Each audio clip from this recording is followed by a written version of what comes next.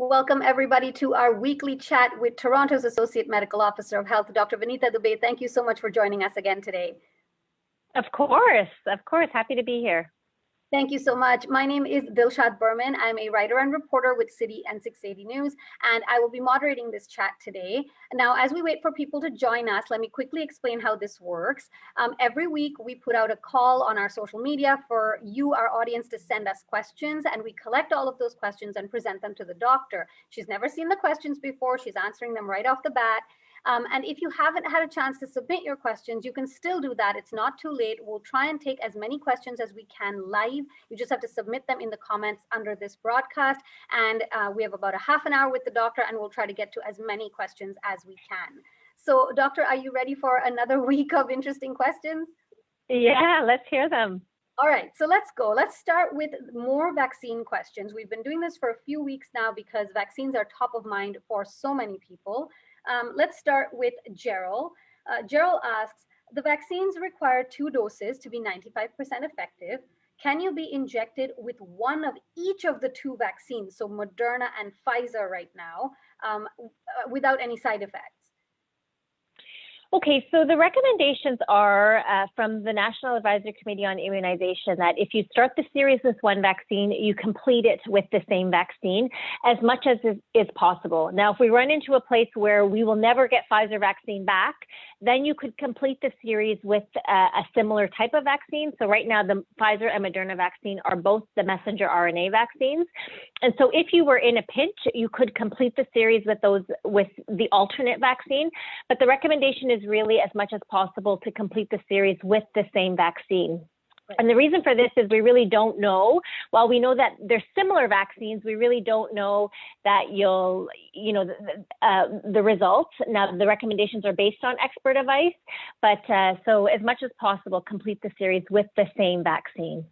Right, of course, because again, you're not, one is, you take 1 dose and then the second dose is a booster. So we're not sure if that might work as a booster, right?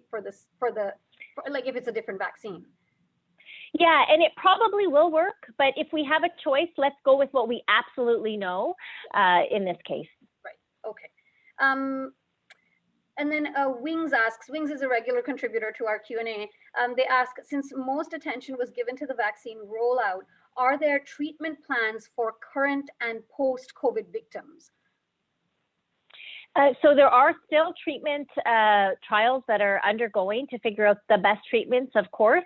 Yes, I mean, that is not going to stop despite the fact that there is a vaccine that's available. And so, again, you can imagine the treatment plans are varied. If you have a mild illness, a moderate illness, hospitalized for a few days and then sent home versus in the ICU, the treatment plans will be very different in all of those situations. And so there has been no stopping of trials for treatments at all. Absolutely not. Okay. And then these are similar questions from Alice and Manuela. So I'll read out Alice's first. She says, my dad is 82 years old and has some underlying health problems. His family doctor, of course, recommends for him to get the COVID vaccine. When can he expect to get it? Is there a list that he can be put on? Right. So it's not going to be like, okay, I want the vaccine, let me go on a list, and then you'll be guaranteed to get it. Right now, the prioritization is actually, there are active conversations from many different levels of groups talking about this. And so once stage 1 is over, stage 2 will start. And we've seen in other places around the world, like the UK prioritizes age, and then other sectors. The province has come out and said that in that stage 2 will be some age, some essential workers, healthcare workers, for example.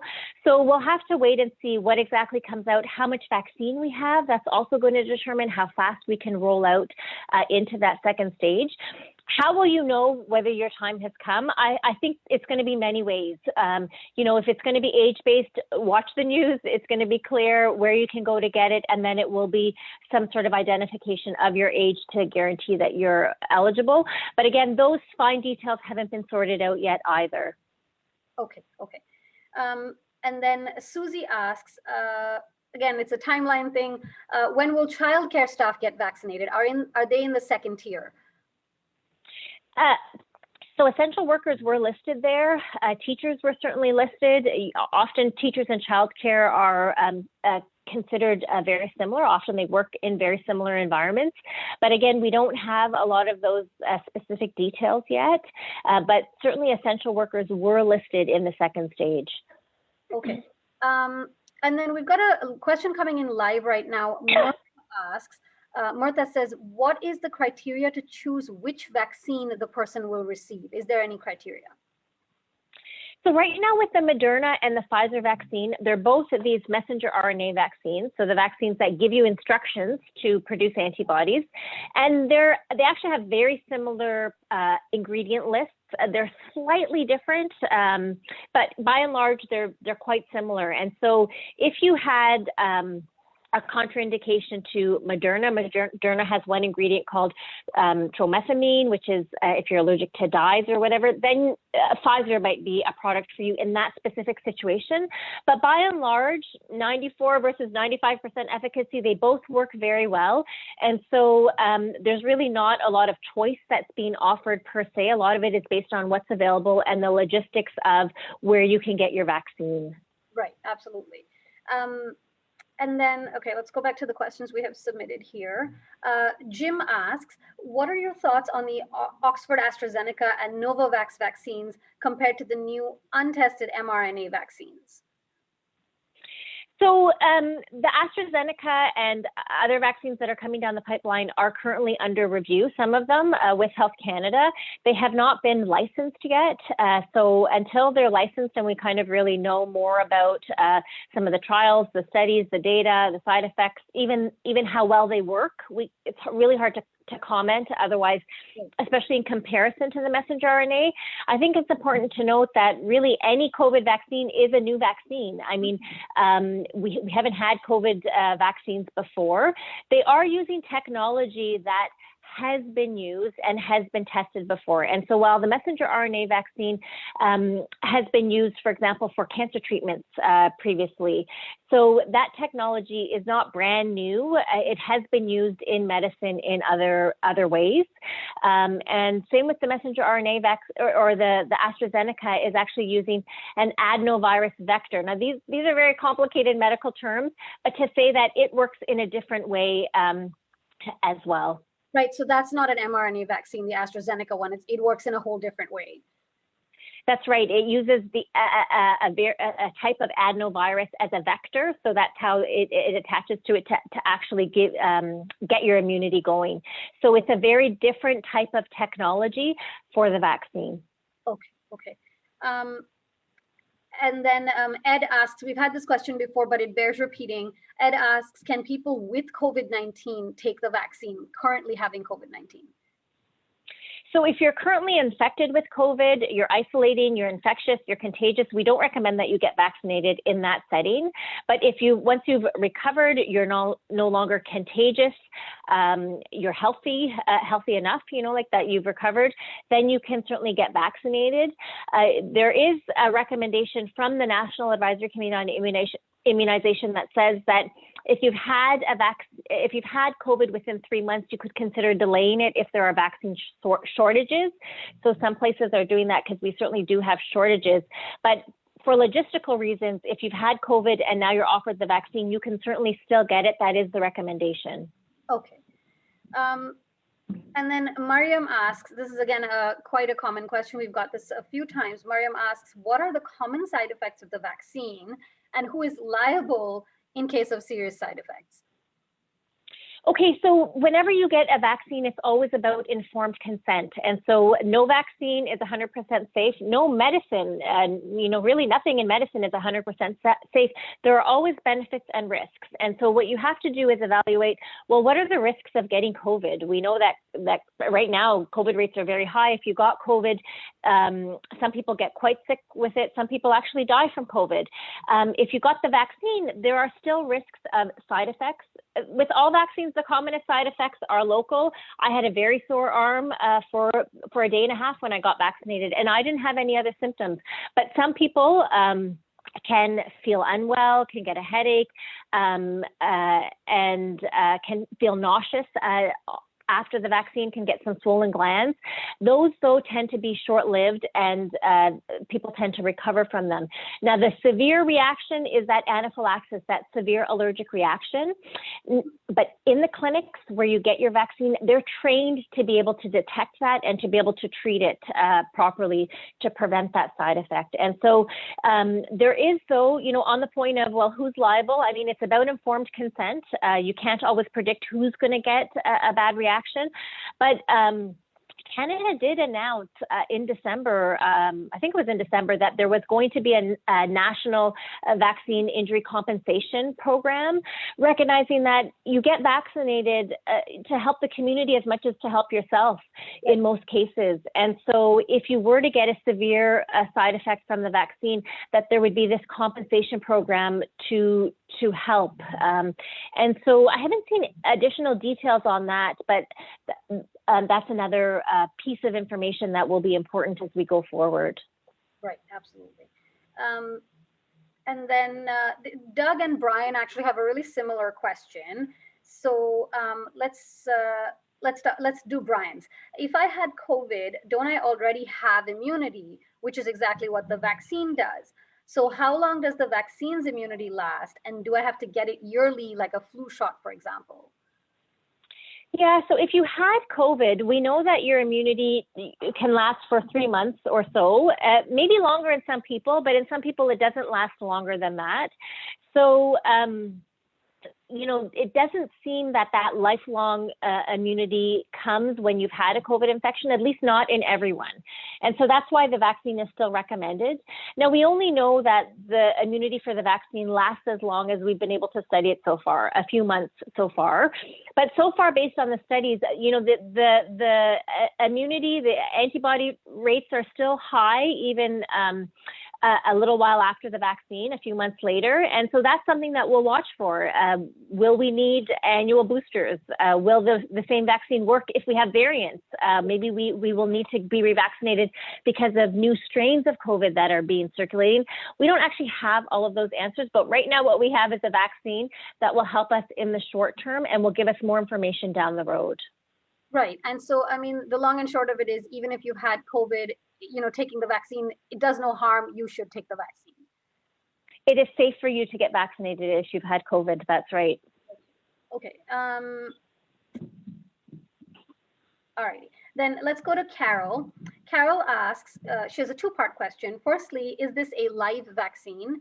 And secondly, if someone has an autoimmune disease such as chronic or ulcerative colitis, can they safely take this vaccine? Okay, good question. So it's not a live virus vaccine. We do have some of those, like the measles vaccine is a live virus vaccine. If you are on an immunosuppressive drug, so a drug that suppresses your immune system, which could be the case if you had ulcerative colitis, we do not recommend that you get measles. The measles vaccine, not measles or the measles vaccine. This vaccine is a messenger RNA vaccine, and so what it does is when you get the vaccine, you get instructions for your body to make antibodies. You cannot get COVID from the vaccine. Your body gets instructions to make the spike protein. Once it has the spike protein, it then makes antibodies against the spike protein. But the spike protein itself is not enough to make you sick. Very sick. Now, you can feel unwell after the vaccine, but that's actually because of the immune response, because your body's actually trying to produce antibodies. Yes. So if you have ulcerative colitis or an autoimmune condition, what you need to do is to talk to your treating healthcare provider, your physician or nurse practitioner, to ask them whether the vaccine is recommended for you. If you're on some of these really strong drugs that can suppress your immune system, you might want to time the vaccination based on when you're getting your next dose of medication. And so to get that informed consent conversation. Okay, perfect. And then we've got a live question coming in from Karen, just referring to something you just said. She says, so you're only protected for 3 months with the vaccine as far as we know so far? As far as we know, it's only as far as the studies have been tested. We can't say that you have 1 year of protection because we actually haven't had the vaccine around for 1 year. So we're certainly not trying to state more than what we know. But I don't think that, based on the data so far, that there's a reason to believe that the vaccine is not going to provide more. It looks like it's going to provide more protection than that. We just can't give you the answer until we've been able to pass that hurdle. Right. So far we've studied it. We have 3 months of data. That's what we know so far. And I don't suppose you could definitively say anything more because we don't know. That's right. That's exactly right. And then I guess coming back to the booster doses, then if it were that it was only going to last for 3 months, would it be possible as a hypothetical even to say that every 3 months you'd have to go and get vaccinated?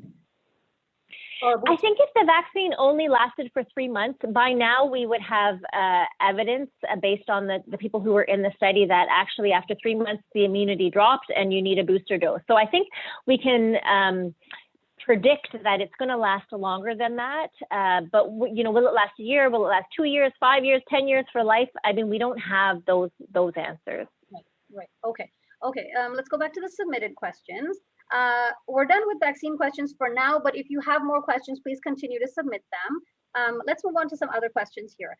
Danuta asks, I would like to know the number of cycles that PCR tests are using that are performed in Ontario, and is it uniform across Canada? It's a popular question. We get it a lot.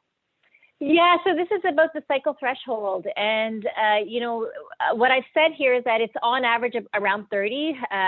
But again, each lab has their own threshold that is used. The point of this test is really if you have a positive and it doesn't quite make sense, the person has no symptoms, maybe they were getting tested as part of their work, like they work in a long-term care home on a weekly basis. And you're trying to figure out, is that a real infection? Is it not a real infection? A cycle threshold test can help you differentiate that, but it's pretty lab specific, and so that's why there's while there are parameters, you have to actually really confirm with the lab, but it's around 30 is the cutoff that we are using. Okay, so definitely not uniform across Canada because, like you said, every lab does their own threshold. Okay, Michael Griffiths asked, this is a testing question. We had this early on in the pandemic, but let's talk about it again. Michelle asks, why do you have to scrape so far inside the nose cavity to get a sample if just coughing and sneezing and breathing can spread the virus so easily? Shouldn't you be able to get a sample from someone just coughing in a petri dish? Yeah, so nice question. A lot of people are getting tested before they even have symptoms, actually. So if you were a close contact of someone, we recommend that you get tested on day 5 or 7 after you've had contact. And by then, many people actually don't have symptoms. And what we're trying to do is trying to determine, could you be incubating? Are there signs that you are going to develop the virus? Right. And we know that by getting that deep nasal, that nasopharyngeal swab, we're more likely to pick up any virus that may be brewing, that may be incubating and starting to infect. That's why we do that test. Yeah. Now, compared to in March, we have more ways that we can do that test. And we know that parents don't like to do that test for children, and I completely understand. Though I did do one in a child this weekend who didn't even cry, but it can be quite it is not comfortable for a lot of people. And so there are saliva-based tests. You can do a test of the front of the nose and a throat swab. So there are other ways to collect the specimen. It's just those other ways that collect it can sometimes miss the virus. And so that's why if you had a choice, it's that deep nasal swab that you would prefer. But if it means that you're not going to get tested, well, then it's worth figuring out whether you could go to a place that can collect a saliva sample, for example. Right, absolutely. And then actually based on that, I guess, Ken asks, ThermoBright just released great results around saliva tests for COVID. Is there a plan to implement large-scale saliva testing in Ontario or Canada? I can certainly say that I would love to see that. I mean, we have certainly in Toronto done some schools where there was a pilot with saliva-based testing. Sometimes it was actually they took home kits. The students took kits home, collected the samples and brought them back. And a lot easier to do, a very good uptake from the students themselves. And so I think understanding if we can roll this out, if more labs can have capacity to do the saliva-based testing, if there's a point of care saliva test, I think this is certainly something that is on our radar to keep track of. What we don't want, though, is to use a saliva test that only works half the time, that has lower test characteristics, because then we'll be missing COVID and we'll get that false sense when we get a negative to say, oh, it's negative, but actually it was an incorrect test. So this is part of what we're trying to balance. Right, absolutely. And then, okay, let's do some travel questions. Rima asks, does a Canadian citizen traveling to Toronto from Greece with a valid PCR negative test still need to quarantine for 14 days upon landing? Yes, absolutely. There has been no change in that from the federal government. In fact, based on the variant, we may see some of that change, but I imagine that it will become a more stringent rather than less stringent, because the fact that we have the variant virus here is really indicative of travel, even though we've had restrictions in place. So a negative test, again, a negative PCR is only valid really on the day that you get tested. And by the time you fly over and then you come here and you get home, a few days later, that negative test is really meaningless. And so that's why it's really important to quarantine. Right, absolutely. And that's why they say you need a negative test within, I think, 72 hours or so of boarding your flight, because it's only good for that small little period of time. Yeah. Now, that being said, there are some, there are some studies that are undergoing to see if there can be a broader test-based approach for travelers. If they get tested on day X and day Y, and they're negative on both of those occasions, can they be cleared from quarantine sooner? So some of those tests are, those studies are being done. And so there may be more of that kind of an approach into the future as well. Okay. And then let's see, Maria has an interesting question. If you are positive, if you test COVID positive and then you do your quarantine and everything and you're released to continue with your activities, and then after a month you need to fly, are you going to be allowed to fly, since for up to 3 months you can still be shedding the virus and you can still test positive, but you need a negative test in order to fly, and almost every country is asking for a negative test? Yeah, I can see this discrepancy, right? And sometimes then if you test positive, it's actually, a weak positive because you previously had the infection. I think the way to understand it, though, is the airlines are trying to take lower the risk as much as possible. And so while it may not always be the best science, they're trying to implement something that way. I'm not aware whether there's an alternative if you've had COVID in the past 3 months. I'm not aware of that, and I think you would have to ask that question to the airline. But really, the answer is stay home. Really, right now, don't plan to travel, don't plan to go anywhere. Really, even if you've had COVID, the best place for you is here at home.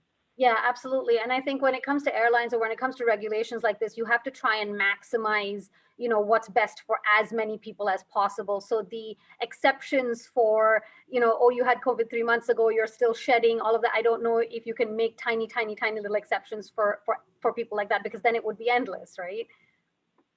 It's hard to implement that. That's for sure. Yeah. Exactly. Okay. Kathy is very concerned. Kathy says she doesn't think that the health department is checking in on people who have traveled. Who is making sure that they quarantine for 14 days? Yeah, so actually, it's not the health department's role to check in on people who have traveled, actually. The health department, like Toronto Public Health, our role is for people who have tested positive. For people who have traveled, that actually falls under the federal government. Under the Quarantine Act.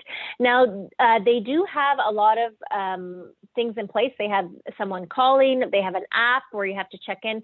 So they do have a lot of mechanisms in place and have actually said that they're getting very good compliance from travelers. But in terms of the responsibility, it falls upon them, the federal government. Right, absolutely. Okay. Okay, some just moving around in lockdown questions. Wilsey asks, can I drive across Toronto to visit 4 friends in a park? It doesn't seem like it's in keeping with the stay-at-home order, but then why do they say that groups of 5 can meet in an outdoor setting? Okay, so what I would say to you is I would not recommend it. I do recommend that you stay at home as much as possible. There are allowances for, meeting outdoors. Some people are still getting married, for example, or, like if there are kind of exceptional circumstances, if someone lives alone and needs to connect with someone, well, they can connect with someone outdoors, keep their distance. That's part of the reason why those allowances are in place. They're certainly not in place to just generally socialize. I think if you have a choice, I would stick with virtual. I would stick with, being outdoors for good physical activity within your neighborhood as much as possible, and just with the people that you live with. Yes. Okay. And then Sue asks, similar question, I guess. If you have a mask on, can you take somebody who doesn't drive to get their groceries? So being in a car, actually, we've seen COVID spread through carpooling, people who are going to work, and it's a very common thing. It's actually a necessity for some people. It's very difficult to avoid, but COVID has spread in those settings. So I think we have to realize that when we're taking people, maybe the better thing is that you take the list and do the grocery shopping for them and drop it off. I think that's the safest option, or to consider online delivery. When you're in a car together, I would recommend that you both be masked. One sit in the front, one sit in the back, keep the windows open. That will lower the risk. But again, there is definitely a higher risk of sharing a car together, especially with someone you don't live with. Right, absolutely. And that was the recommendation early on too, all through the summer, even before that. If you're sitting so close to each other in a car, it's going to spread if one person has it. It's very hard to avoid that. Mm-hmm. And what I wanted to also mention, the question before about, driving across town and meeting with friends, there are actually stay-at-home orders that are actually 3 pages that explain what are the reasons in which you could leave the house. And so I think that's worth going to. It actually clarifies, if you're going to help someone in need, if you're going for an essential job, it does actually clarify what is allowed under that. So I just wanted to add that piece in as well. Yes, absolutely. And we know that officers are allowed to ask you for ID, and they are allowed to ask you, for certain things, and you do have to comply to those things in case they think that you're outside for a non-essential purpose. So there are risks to it. Of course, nobody's going to fine you for no reason for being outside if you're exercising or something, but we do know that those enforcements are in place right now. Exactly. So it's before you make those decisions, first pick the lower risk, preventing COVID, but there are also some legalities here as well too. Yeah, absolutely. Okay. So JEC has an interesting question here. When people are asked to stay at home and not gather outside their households, how are we stopping the spread of the virus if one of the people from the household is going outside for work and is being exposed to other people? Even with wearing a mask, social distancing, that kind of thing, the chances of bringing home the virus are still there. And so what are the recommendations there? Does it mean that they don't visit anybody else? How do they prevent the spread? So definitely don't visit anyone else. Yes, we should all be staying at home. If you work in an essential workplace, you are still permitted to work there. But the workplaces themselves should have very good measures in place to prevent COVID there. So that, and then while you're at work, it means wearing your PPE appropriately, keeping your distance, so that you are lower risk for actually picking COVID up and bringing it back to your home. So there's a number of different layers of ways to prevent COVID from spreading among those essential workers. Right, absolutely. And then actually we have a live question coming in from Karen again about the variant. She says, have you noticed this new variant? And they're now recommending better masks such as N95s. Is that a recommendation, or will that become a recommendation soon? So the variant, yes, is in Ontario. There are actually 3 variants. There's the UK variant, Brazilian variant, and South African variant. Those are the 3 commonest ones anyways. There may be even more than that. So the UK variant has been identified. What we're recommending actually is the same measures that have been in place, but being more rigorous about them. So there's no recommendation that everyone wear an N95 mask. I think I've explained before too, but wearing an N95 mask may actually, it's actually hard to do. And unless you actually, and there are certain circumstances where you are required to wear an N95, with aerosol generating procedures for sure. But we have to make sure that the measures that are in place, that we continue those, and we don't lax on them at all. But there are also other things that we can do in terms of, if someone has COVID, how to prevent it, if someone's in contact with someone, how to prevent it. So we are certainly actually getting updated guidelines on that so that we can implement them. But more to come. I mean, if an N95 is what's required, you will see that recommendation come up, but that's not what I've seen so far. Okay. And then actually, let's talk about the variant then. Kevin and Anonymous have similar questions. Basically, how are the variants 50% easier to transmit? Are they more dangerous? Do they spread more quickly? Do they cause more deaths? So all very good questions. For the UK variant, we have heard and actually seen evidence that it is more transmissible, 30 to 50% more transmissible. In terms of the severity, I know that the UK said that it's a more severe virus. But I haven't seen much more other than that. I think the one thing to note about that is if 50% more people are getting sick, and we know that say 10 to 15% of people may end up in hospital with COVID, well, then you're going to see more people get more severely sick just because more people are getting infected, for example. But I think the key point is that it's more transmissible. And so the public health measures that we have to be even more confident with them, use them to the maximum ability in order to prevent the spread. Doctor, we've been talking about public health measures now for so many months, and they're all in place. There's so many different things that we have to do or not do, rather. What else can be done in terms of, because for example, for myself, I don't leave the house. How much more can I not leave the house? What other measures can we even expect now that we've already put in so many stringent measures? Yeah, so I think we're going to see what other measures we can put in place. But I mean, when you do leave the house, do you see people with their mask under their nose? I mean, that's a perfect example of how, while we all know that we need to wear a mask, we're not all wearing the mask properly. Are we all wearing a 2+, even a 3-ply mask? That might be more effective. Staying home when we're sick. So we know about the measures. We can probably recite them. Keeping that physical distance at all times, well, that's going to be even more important.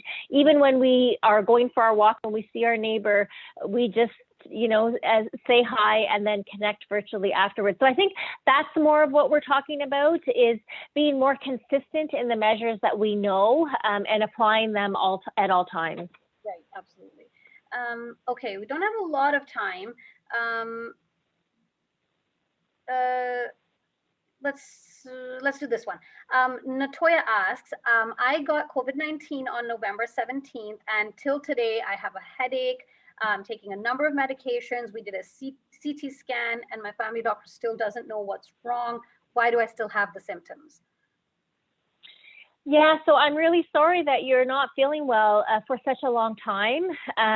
What I would suggest is that you continue to follow up with your family doctor to figure out, could it be the effects of having had COVID?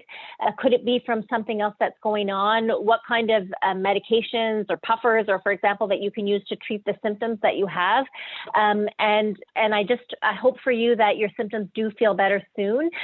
We are hearing about this, that people who have had COVID can have some lingering effects, some more serious effects from the virus itself, even weeks or months later. And so please do follow up with your doctor. And I really do hope that you feel better soon. Right, absolutely. So on that note, we are at 1 o'clock. Actually, we're past 1 o'clock. So thank you, doctor, for staying on for the extra minute. And thank you so much for your time. Thanks to everybody that submitted their questions live. If you didn't have a chance to get a question in this time, we'll see you next week. Thank you, doctor. Bye. Bye.